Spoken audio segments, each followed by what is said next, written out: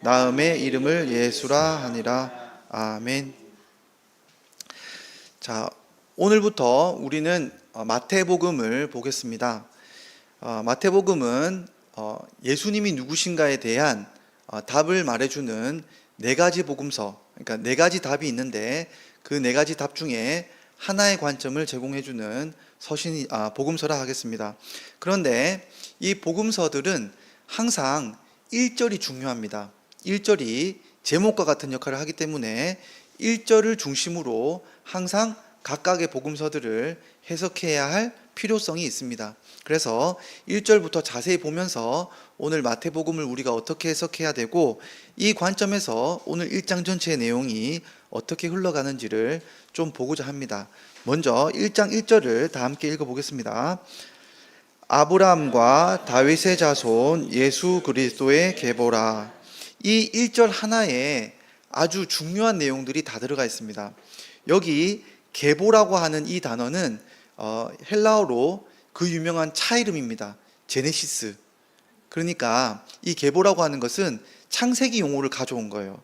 그러니까 1장 1절을 딱 보면 이게 새로운 창세기구나 라는 개념을 일부러 마태는 보여주고 싶은 겁니다. 그러니까 이 1장 1절은 구약 전체의 내용을 다시 전달해주는 새로운 하나님의 역사를 보여주는 것이 마태복음의 그런 시작의 의도인데, 그럼 구약 전체를 한마디로 뭐라고 요약하고 있냐면 아브라함과 다윗의 자손 이야기가 구약 전체 이야기라고 아주 짧게 이렇게 이야기하는 것이 바로 마태의 서술입니다. 그러니까 구약 전체 이야기는 뭐냐라고 물어보면 마태는 아브라함의 자손의 이야기이고 다윗의 자손의 이야기입니다. 이게 마태가 말하는 구약 전체 이야기예요. 자, 그러면 신약의 내용, 특별히 마태가 말하고 싶어하는 예수님의 이야기는 뭘까요? 예수가 그리스도라고 하는 이 계보라고 하는 것은 세상이기도 하고 족보라고도 할 수 있죠. 그러니까 구약은 아브라함의 자손과 다윗의 자손 이야기인데 마태복음은 예수가 그리스도인데 이 예수 그리스도의 자손들의 이야기가 이제 새로운 신약의 이야기라는 것을 말해주고 싶은 거예요. 그러니까 연결선상에 있는 거죠. 연결선상에 구약 이야기는 아브라함의 자손의 이야기로 흘러가다가 다윗의 자손의 이야기인데 이제 예수님을 통해서 자손들이 낳게 될 이야기들을 바로 말하고 싶은 것이 마태가 말하고 싶은 예수님의 이야기예요. 그러니까 첫 시작을 뭘로 이야기하냐면 족보로 시작하는 겁니다. 창세기에 아주 중요한 고비고비마다 족보 이야기가 나와요. 그래서 창세기 형식과 똑같이 마태복음도 뭐로 시작하냐면 족보 이야기로 시작합니다. 그런데 족보 이야기를 어떻게 이야기하냐면 아브라함부터 시작해서 다윗까지 한 묶음, 다윗부터 여고냐까지 한 묶음, 여고냐부터 예수님까지 한 묶음, 이렇게 이야기를 합니다. 그런데 이 한 묶음을 왜 이렇게 했는지를 살펴보면 이유를 알 수 있어요. 자, 아브라함부터 다윗까지는 무슨 이야기일까요? 아브라함의 자손의 이야기입니다. 그러니까 하나님이 아브라함을 부르셔가지고 내 씨로 말미암아서 내 백성을 이루겠다, 나라를 이루겠다 라고 했던 내용이 뭡니까? 아브라함부터 다윗까지 이야기예요. 그러니까 쉽게 말하면 아브라함 자손 이야기는 하나님의 백성이 누구인가 라는 내용이 바로 아브라함과 다윗까지의 이야기입니다. 자, 그러면 다윗부터 여고냐까지 이야기는 무슨 이야기냐? 나라는 만들어졌습니다. 이 나라는 누가 다스릴까요? 라고 하는 이 질문에 대해서 다윗의 자손이 하나님이 다스릴 왕의 자손들이야 라는 답으로 말해준 것이 바로 다윗부터 여고냐까지 이야기입니다. 그런데 여고냐부터 바벨론 이야기가 시작돼요.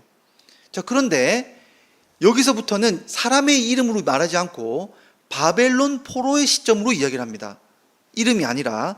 그러니까 이 이야기는 바꿔 말하면 이런 이야기죠. 분명히 여고냐까지 하나님의 이 약속은 잘 흘러갔습니다. 하나님의 약속은 두 축을 통해서 흘러갔어요. 나는 내 나라를 만들 거야. 누구를 통해서? 아브라함을 통해서.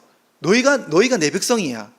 자, 그런데 이 잘 흘러가던 내용들이 바벨론 포로 이후로 하나님의 백성 이야기가 끊깁니다. 여러분, 이미 북이스라엘은 하나님 백성이 아니죠. 하나님 백성이라는 그 이스라엘 백성이라고 하는 개념은 없어졌어요. 바벨론 포로 이후로 제사장 가문도 없습니다. 레위 가문도 없어요. 남는 거라고는 유다하고 베냐민 지파밖에 없습니다. 그런데 여기 뭐가 없을까요? 선지자도 없고 왕도 없어요. 하나님 나라는 존재하지 않는 겁니다. 그러면 하나님이 약속해 주신 영원한 나라와 백성과 왕이 있는데 이 족보를 보다 보면, 구약 역사를 보다 보면 의문이 드는 거예요. 과연 이 하나님 백성은 누군가? 하나님이 세우고 있던 나라는 무엇인가? 하나님이 약속했던 왕은 누군가? 라는 거에 대한 의문이 드는 거예요. 자, 그랬을 때 이 의문에 대한 답이 뭡니까? 예수 그리스도로 답을 맺겠다라고 하는 것이 마태의 이야기예요. 그러니까 구약 전체 이야기는 분명히 하나님의 약속으로 하나님 백성이 점점 늘어나고 하나님 나라가 점점 강성해지고 하나님이 세우신 왕들이 이 나라를 다스리고 이웃 나라를 모두 보호해주는 그 역사가 이어졌는데, 이것이 깡그리 다 무너지고 난 다음에 이스라엘 백성들이 끊임없이 시편을 통해서 그 백성들이 또 하나님 앞에 간구함을 통해서 했던 질문은 뭐냐면, 하나님의 약속이 뭐냐는 거예요. 그랬을 때 구약 전체에 흘러가던 이 답 없는 질문들에 대해서 드디어 하나님이 답을 주셨는데, 이 답이 누구냐면 예수님이라고 하는 이 답이라고 마태가 드디어 이야기해 주는 거예요.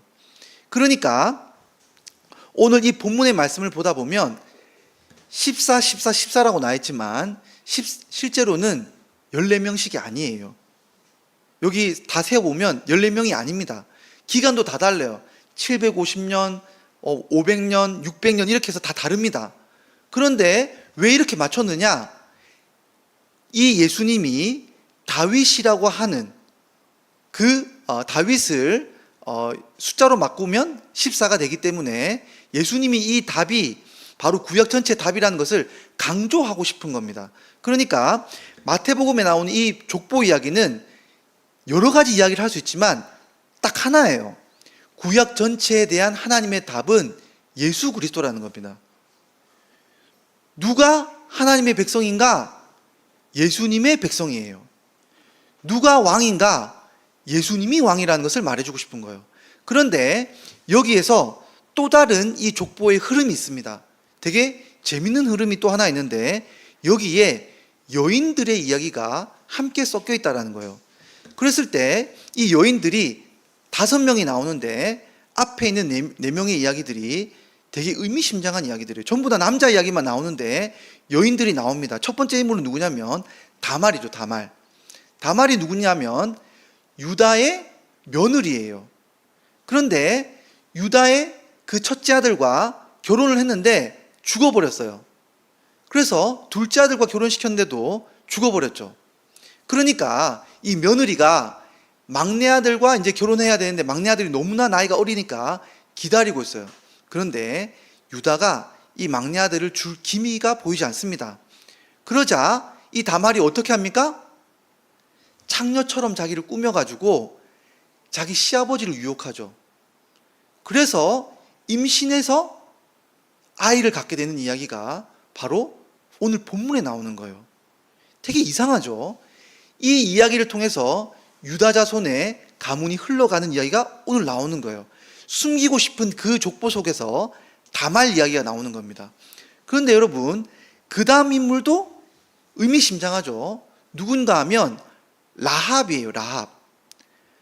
분명히 이스라엘 백성들이 이 가나안 정복으로 들어가는데 여리고 성의 가장 바깥에 있던 창기였던 이 라합이라고 하는 여인이 민족을 배반하고 돌이켜서 그 성문을 열어주는 역할을 하게 되는데, 이 여인이 놀랍게도 그 정탐꾼으로 왔던 그 유다 지파에 있는 사람과 결혼을 해서 여기에 또 들어가게 된 거예요.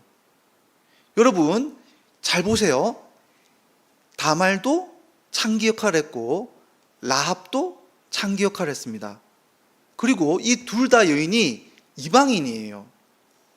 그리고 왕의 가문에 들어가죠. 세 번째 가문은 세 번째 여인은 누구냐면 룻입니다. 룻. 이 여자도 모압 여인이어서 이방인이에요. 그런데 이 여인이 남편이 죽고 난 다음에 유대 땅으로 돌아온 다음에 보아스라고 하는 사람과 결혼해서 이 가문에 들어오게 되는 거죠. 그런데 이 이야기도 아름답게 꾸며져 있지만 실상은 룻이 보아스를 꼬신 이야기예요. 꼬드긴 이야기예요. 여러분, 지금 여기 있는 여자들이 다 비슷한 역할을 하고 있습니다. 그런 다음에 왕의 가문에 들어온 거예요. 그런데 네 번째 여자는 누구냐면 굳이 바세바라고 이름을 말하지 않고 우리아의 아내였던 여인이라고 말하고 있어요. 이 여인도 이상한 여인인 거예요. 어떻게 보면. 그런데 이 여인이 간음을 해서 왕의 가문에 들어오게 된 거예요. 이 여인도 헷족속이라고 하는 이방인 여인이죠. 자, 이 네 명의 공통점이 뭡니까? 다 이방인 여인이에요. 그리고 이 여인들은 다 율법적으로는 문제가 있는 사람들이에요. 그런데 왜 성경이 이 여인들을 좋게 꾸며주냐면 이 여인들이 하나님 나라의 가문에 들어오고자 하는 자손 안에 포함시키고자 자식을 낳고자 하는 열심과 그런 적극성이 있던 여인들이에요. 그런데 여러분, 이 여인의 이야기가 지금 누구에게로 이어지고 있습니까? 마리아에게로 이어지고 있는 거예요. 되게 독특하죠? 성경에서 이해할 수 없었던 이 여인들의 이야기가 결국엔 누구로 이어지냐면 마리아에게로 이어져요. 여러분, 여기서 있었던 이해할 수 없던 유다 지판의 이야기가 누구에게로 이어집니까? 요셉에게로 이어집니다. 여러분, 이 여인들은 하나님 백성이 될 수 없는 여인들이에요. 근데 누구 때문에 하나님 백성으로 들어오게 됩니까? 유다 지파에 있던 남편의 이름으로 말미암아서 하나님 백성이 되는 거예요. 여러분, 오늘 예수님이 마리아의 뱃속에 잉태를 합니다. 그런데 왜 이 예수님께서 아버지로부터 어떤 관계를 가진 게 아닌데 다윗의 가문이 되는 걸까요? 이 여인의 DNA가 아니라 아버지와의 이 언약 관계, 있던 이 언약 관계로 말미암아서 아버지의 이 가문이 자식에게 이어진다는 이 이야기가 누구에게로 이어집니까? 요셉에게로 이어지는 거예요. 예수님은 요셉이라고 하는 아버지와 어머니와의 그 언약 관계 속에서 누구의 관계로 이어지냐면 다윗의 가문으로 여겨지는 거예요. 그런데 이 마리아는 또 누굽니까? 바로 이방 여인은 아니지만 마리아도 율법적으로는 흠이 있는 임신을 한 겁니다, 지금. 여러분, 여기에 나와 있는 이야기들을 우리가 볼 때 유대인의 그 결혼 관계를 우리가 좀 잘 알아야겠죠. 여러 번 신약시에 나오니까 유대인들은 놀랍게도 서로 보지 않는 상태에서 약혼을 합니다. 그리고 1년이 지난 다음에 결혼을 하죠, 실제로. 그런데 약혼하고 있는 이 관계 속에서 서로 보지도 못했는데 이 둘은 법적으로는 부부관계예요. 같이 살지도 않는데. 그래서 이 1년의 관계 속에서 여인이 임신을 하거나 부정한 행동을 하면 마치 결혼한 여인이 간음죄를 저지른 것처럼 율법에 따라 처벌을 받는 겁니다. 그런데 이 약혼 관계에 있는 이 1년에 있던 이 사이 속에서 마리아가 임신을 한 거예요. 자, 그랬을 때 이 요셉은 의로운 사람이라고 하죠. 요셉은 율법의 판단에 따라서 이 관계를 깨어야 한다는 것을 알고 있는 사람이었어요. 다만 마리아에 대해서 율법의 형벌을 지우지 않기 위해서 조용히 이 절차를 마무리하려고 했었습니다. 그런데 하나님이 천사를 보내셔서 어떻게 말합니까? 첫 번째로는 이렇게 말하죠. 데려와라. 1년이 지나고 나면 그 마리아가 실제 부부 생활이 되도록 데려오라는 거예요. 왜냐하면 그 뱃속에 잉태된 아이는 다른 남자로 인해서 된 것이 아니라 성령으로 잉태된 것이므로 너가 두려워하지 말고 데려와야 된다. 이것이 첫 번째고, 두 번째는 그 아이의 이름을 예수라고 지으라는 거예요. 왜 예수라고 지으라고 합니까? 그 백성을 구원할 것이기 때문에, 그 백성을 구원할 아이이기 때문에 예수란 이름으로 지으라는 겁니다. 세 번째, 이 아이가 이렇게 돼 임신한 거고 이런 아이가 태어난다는 것을 이상하게 여기면 안 되는데, 그것은 성경 말씀을 이루기 위한 말씀이라는 거예요. 성경 말씀이 이룬다는 게 무슨 내용입니까? 보라, 처녀가 잉태하여 아들을 낳을 것인데 그 아이의 이름이 뭡니까? 임마누엘이라는 거예요. 임마누엘 뜻이 뭡니까? 하나님이 우리와 함께 하신다는 뜻이에요. 이렇게 설명하고 나니까 요셉이 진짜로 1년이 지났을 때 마리아를 데려와서 정식 혼인관계 속에서 이 아이를 키우는 일을 하게 됩니다. 이것이 마태복음 1장 내용이에요. 자, 그런데 1장에 대한 내용들을 우리가 살펴보면서 마태가 이야기하고 싶어하는 두 가지라 그랬죠. 첫 번째, 아브라함의 진짜 자손은 누군가? 두 번째, 다윗의 자손은 진짜 누군가? 라는 대답에 대해서 예수님이라고 답을 했다고 말했는데, 어떻게 그런 일이 이루어지는가를 우리가 봐야겠죠. 여러분, 아브라함의 자손이 누굽니까? 라고 물었을 때 이스라엘 백성들은 우리요, 우리, 아브라함의 바로 피의 혈통을 받은 우리라고 했을 때, 오늘 마태는 뭐라고 말합니까?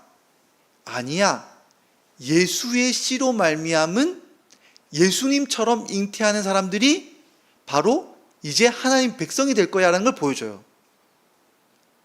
특별히 이 여인들의 계보를 따라서 어떤 사람들이 하나님 백성으로 들어오게 될 거냐면 암시하고 있는데, 이방인임에도 불구하고 죄인임에도 불구하고 성령으로 잉태될 사람, 그러니까 예수 그리스도로 말미암아서 이 예수님이 마리아의 뱃속에서 성령으로 잉태될 것처럼, 되는 것처럼 성령으로 나는 사람들이 바로 하나님의 백성이 될 것임을 암시해 주고 있어요.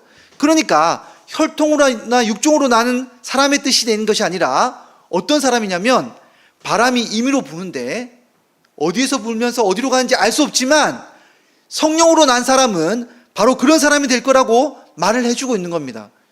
율법의 의로 아니라 예수 그리스도의 씨로 말미암아서 이제는 아브라함이 아닌 진짜 예수 그리스도의 혈통으로, 믿음으로 말미암아서 구원받을 사람들이 나게 될 것을 오늘 이 계보를 통해서 말해주고 있는 겁니다. 새로운 하나님 백성이 나올 것을 말해주고 있는 겁니다. 두 번째로 뭐예요? 자, 다윗의 자손 참 왕은 누굽니까? 라고 물었을 때 오늘 예수님이 참 왕이라는 겁니다. 그런데 여러분, 이 왕은 신기한 왕이에요. 자, 이전에 있던 왕은 무슨 왕이었습니까? 이웃에 있던 이방 나라들, 죄에 물든 이방 나라들을 처부수고 격퇴하고 그 공격으로부터 지켜주는 왕이 다윗의 왕이었어요. 그런데 이 유대인들은 그런 왕이 다시 오기를 기다리고 있었어요. 그런데 예수님, 오늘 마태는 뭐라고 하냐면 그런 왕이 아니야.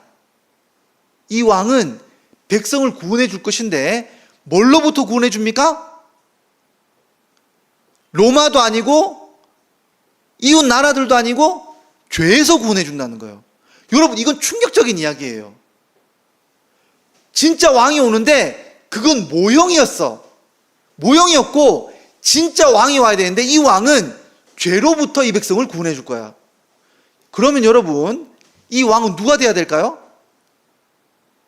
죄와 죽음을 정복할 수 있는 왕은 누구밖에 안 됩니까? 하나님밖에 안 되는 거예요. 여러분, 이 왕은 하나님이 오셔야 돼요. 그런데 여러분, 오늘 이 말씀 뭐라고 말합니까? 여인의 뱃속에 아이가 잉태됐는데 그 아이가 놀랍게도 하나님이 우리와 함께 하시는 그 왕이라는 거예요.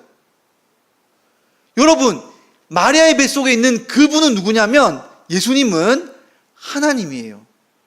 여러분, 우리는 엄마의 뱃속에서 잉태될 때부터 우리 존재가 시작이에요. 근데 여러분, 하나님은 만들어지지 않습니다. 마리아의 뱃속에 있는 그분은 말씀이 육체를 입으신 거예요. 하나님이 들어오신 거예요. 하나님이 실제 우리와 우리 삶 속에 들어오시기 위해서 오신 겁니다. 그 왕이 우리를 죄에서 구원할 왕으로 오신 거예요. 그래서 그 왕이 우리와 함께 하시기로 하신 이야기가 바로 하나님이 말씀하신 이 구약 전체의 결론이다 라는 것이 마태가 이야기하는 거예요. 여러분, 마태가 이야기하는 이 하나님의 백성, 예수님으로 말미암은 새로운 백성이 시작되고 예수님으로 말미암아 구원받는 이 역사가 우리의 진짜 왕이라는 것을 마태가 이제부터 말하고 싶은 거예요.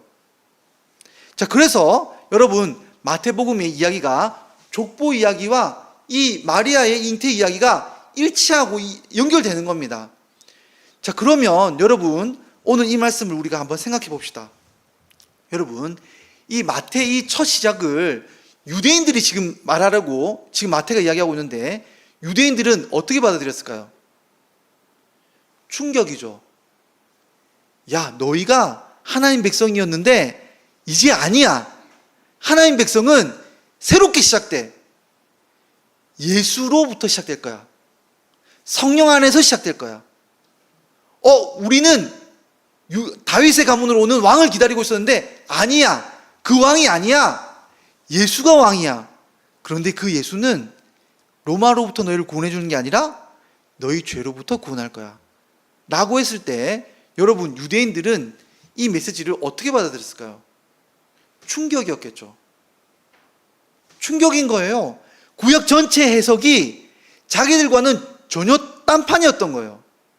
여러분, 오늘 한국 교회가 예수님의 아기 예수님에 대해서 어떻게 받아들일까요, 여러분? 오늘날 한국 교회에 있는 많은 교회들이 유대인들하고 비슷해요.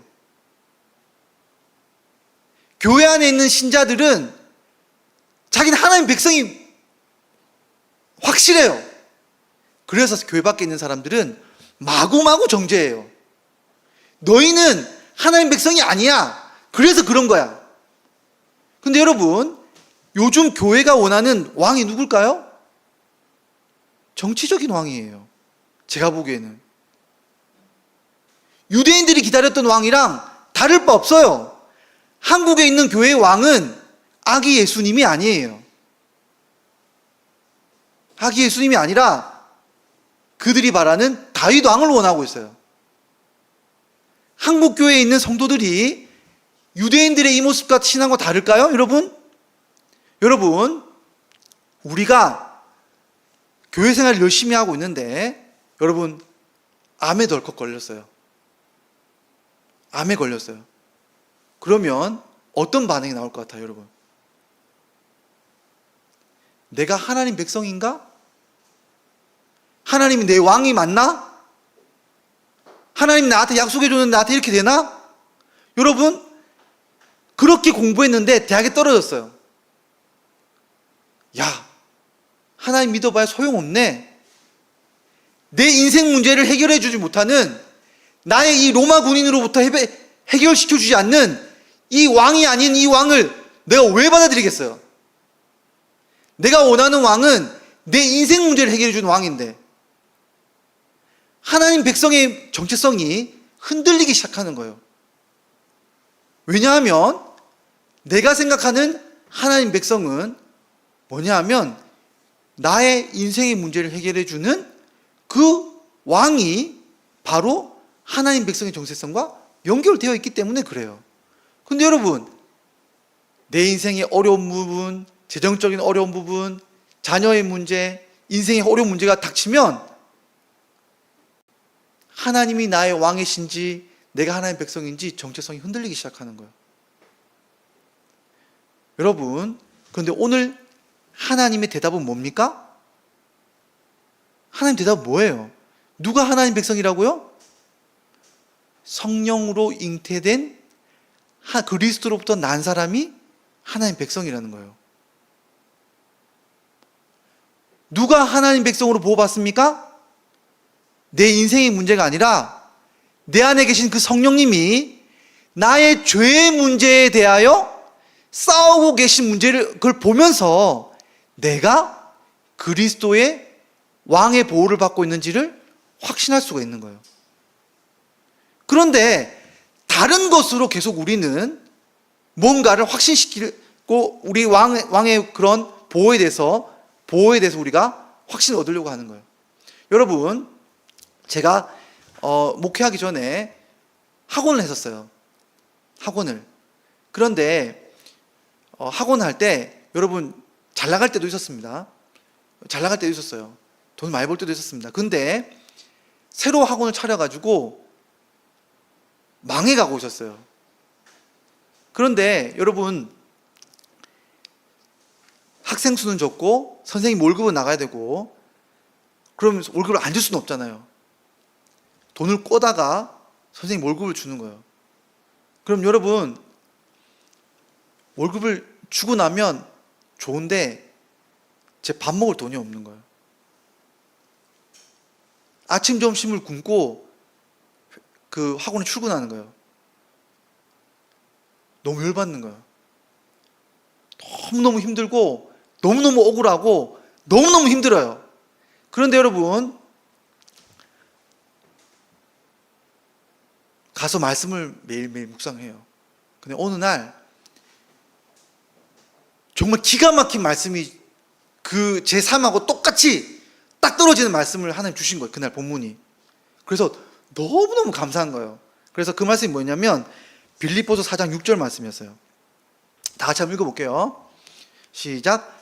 아무것도 염려하지 말고 다만 모든 일에 기도와 간구로 너희 구할 것을 감사함으로 하나님께 아뢰라. 여러분, 얼마나 감사해요. 제 문제를 알게 된 거예요. 문제는 하나님께 내가 앞에 너무 염려했구나. 기도만 하면 되는데 감사함으로 기도를 안 했구나. 먼저 감사하면서 기도하면 하나님이 이 모든 문제를 해결해 줄 거라는 확신이 몰려들었어요. 너무 감사한 거. 이 말씀이 답이구나. 그러고 나서 여러분, 놀랍게도 그 다음 말씀을 읽는데 충격을 받은 거예요. 우리 그 다음 말씀 한번 읽어보겠습니다. 시작. 그리하면 모든 지각에 뛰어난 하나님의 평강이 그리스도 예수 안에서 너희 마음과 생각을 지키시리라.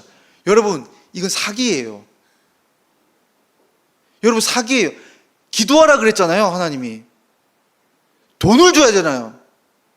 하나님 뭐 준다고 그랬어요 지금? 마음과 생각을 지키신다는 거예요.